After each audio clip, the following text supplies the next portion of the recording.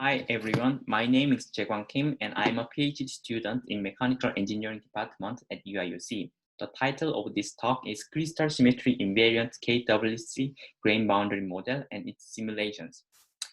And it has a slight deviation from the original title. The contents remain same. I will mostly talk about our computational algorithms to simulate KWC grain boundary model efficiently. But we think that the new title emphasizes our recent research update better. So let's start. A grand challenge in material science is to characterize the process-structure relationship. This is because both mechanical and electronical properties of a material are significantly affected by the microstructural evolution grown through process treatment. Thus, it is very essential to have a fast numerical method that can simulate microstructural evolution during relevant thermomechanical treatments. In this work, we will focus on grain growth during the annealing process. In general, there exist two classes of model for grain boundary evolution.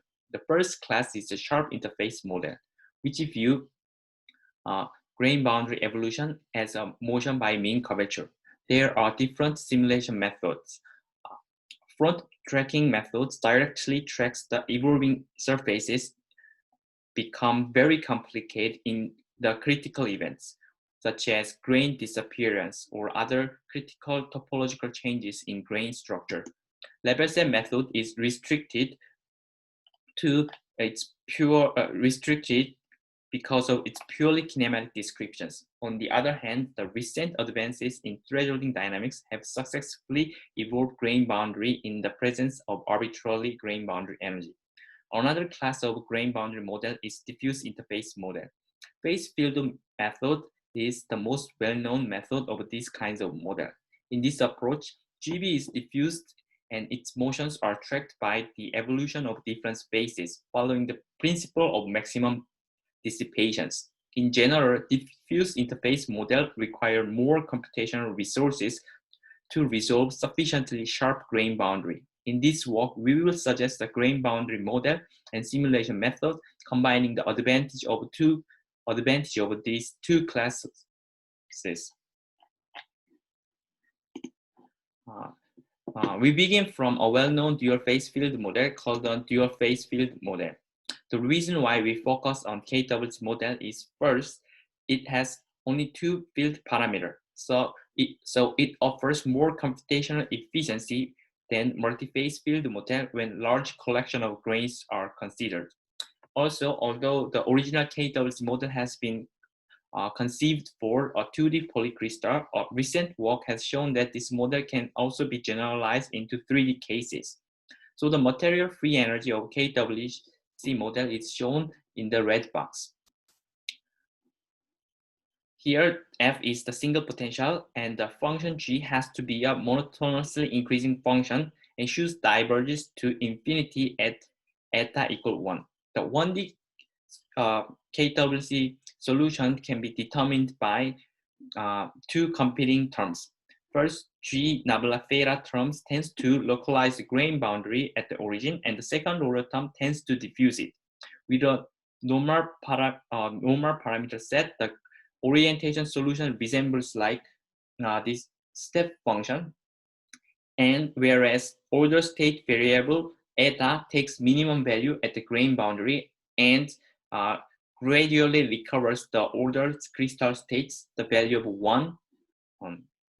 Also, it is well known that the second order term furnishes the positive mobility for the theta evolution equations. The fundamental limitation of KWC model is that the resulting energy is Redis-Shockley type, which can be obtained by integrating out the 1D steady solutions seen in the previous page. However, both molecular dynamics and experimental results have shown that the grain boundary energy has a feature of crystallographic symmetry as seen in the right figure. In addition to this, because KWC model is a diffuse interface model, it requires a significantly refined grid and thus a lot of computational resources to resolve grain boundary. To overcome this limit, we will suggest an alternative KWC model formulation from next slide. So our formulation is shown in the red box. Let me remark some of the differences. First, we delete the second order term, and we also modify the first order dependence term to include a new function j, which is a function of the jump of the orientation field instead of g. The advantage of this formulation is that we can obtain relatively simple, explicit grain boundary energy expression by integrating 1D solution again, which is given as follows.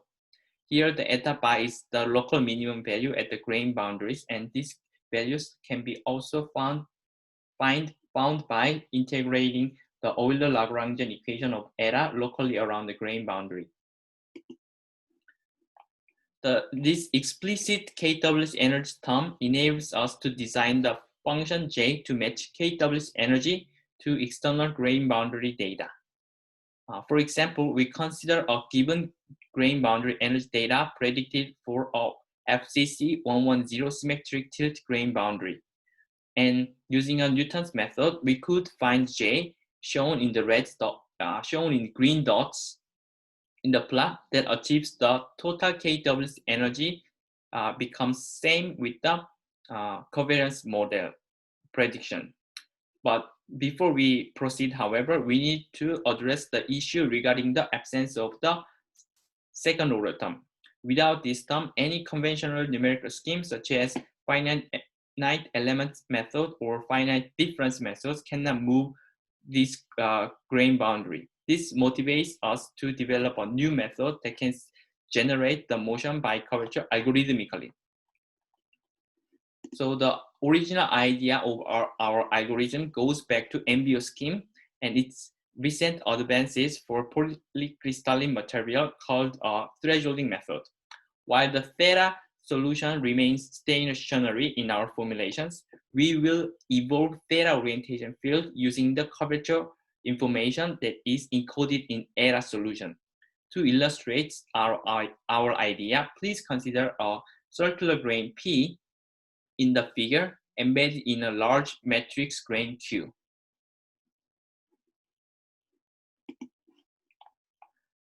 The solution of eta is determined by the minimizing problem of eta for a given theta configurations.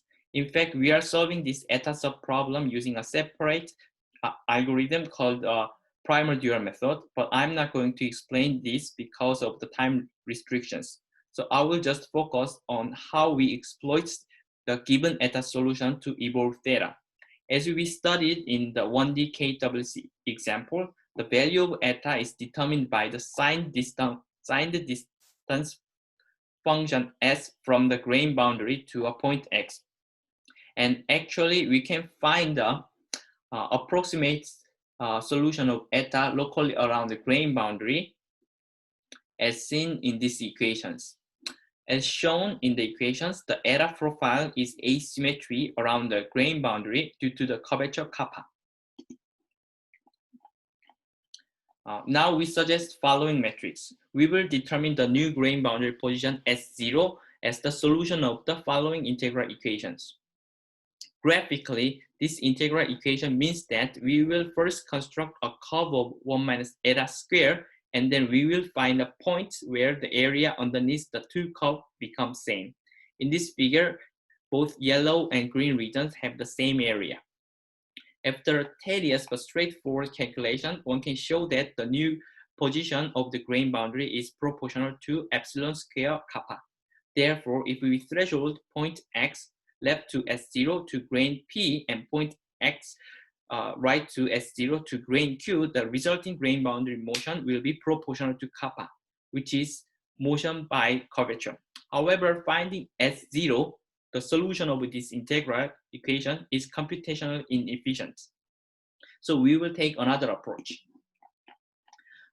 In fact, our idea can be more easily implemented algorithmically when we take the time perspective on the same problem.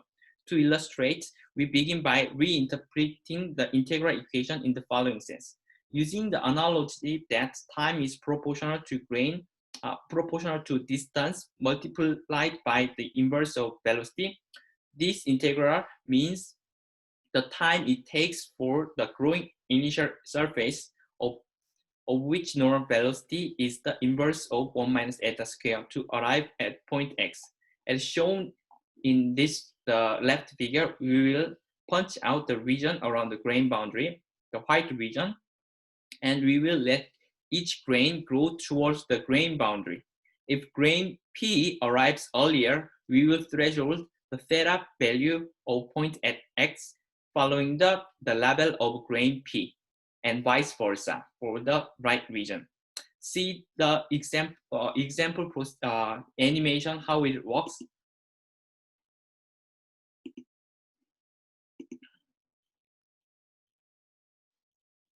So in this animation, black region is the point where the orientation level is undetermined yet. By evolving initial surface with velocity of 1 minus eta square, we are allocating new orientation levels to those points. As we can see that the original straight grain boundaries become curved after theta evolves. Now let us watch the animation of evolving polycrystals using our simulation method.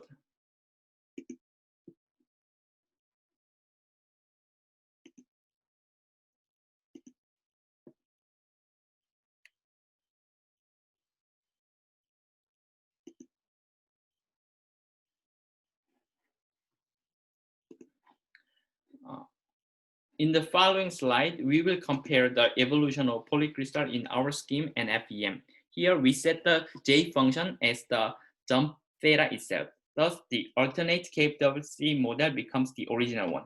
In the case of FEM simulations, we consider the regularized version of KWC model to avoid the singularity.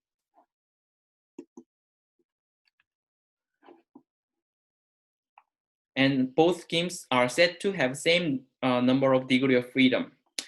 Grain boundary in FEM results becomes easily rounded, and small misorientation grain boundary becomes blend to each other unphysically. To address this issue, FEM should consider more refined grid. The time study clearly highlights the advantage of our scheme.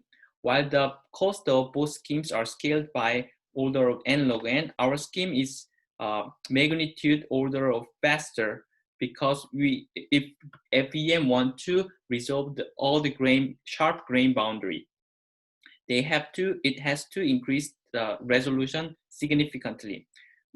We also note here that the speed of FEM is also significantly dependent on the regularization parameter used in its simulations. Here, the regularization parameter is rho. Now we are finally ready to compare the simulations of alternative KWC model with crystallographic symmetry grain boundary energies. Here we compare the dynamics only qualitatively. The alternative KWC model over which J function is designed to match FGC 110 symmetric tilt grain boundary energy. The parameter of both models are set to have same mean grain boundary energy, or the area underneath the curve becomes same. The results clearly shows that the grain evolution is significantly distinguished. Crystal symmetry grain boundary energy results more uniform size distribution of grains. By compare two results, we can also observe that the grain boundary 1 is strongly parallelized in the original KWC model, but it isn't in FCC 110 symmetric tilt grain boundary due to the material symmetry. Thus, grain growth for realistic materials on alternative KWC model should be considered. Now we close the talk with summarizing the current work and suggesting possible future directions. We have introduced an alternative KWC model which allowed us to evolve grains with energy with crystallographic symmetry. And because we deleted nabla theta square term in the original model, we need a new numerical scheme. A thresholding method is designed and thresholding rule is implemented using fast marching method. The efficiency and flexibility on our approach opens a number of future research directions. We plan to compare the grain statistics of alternative KWC model in the short term, and we will also improve our algorithm to allow general mobility and grain rotation as well. In the long term, we plan to extend our thresholding algorithm to include deformations and bulk plastic. So this is end of talk. Thank you.